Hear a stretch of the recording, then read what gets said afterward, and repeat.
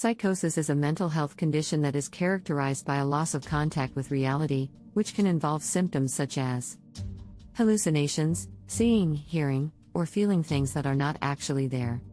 Delusions, holding false beliefs that are not based in reality, such as the belief that you are being followed or watched. Disorganized thinking, difficulty organizing thoughts and communicating them coherently. Abnormal behavior, behaving in ways that are unusual or not typical of the person's usual behavior. Catatonia, a state of immobility or unresponsiveness, which can occur in some people with psychosis. Paranoia, the belief that other people are out to harm or hurt you. Negative symptoms, loss of interest in activities, lack of emotion, and difficulty with social interaction.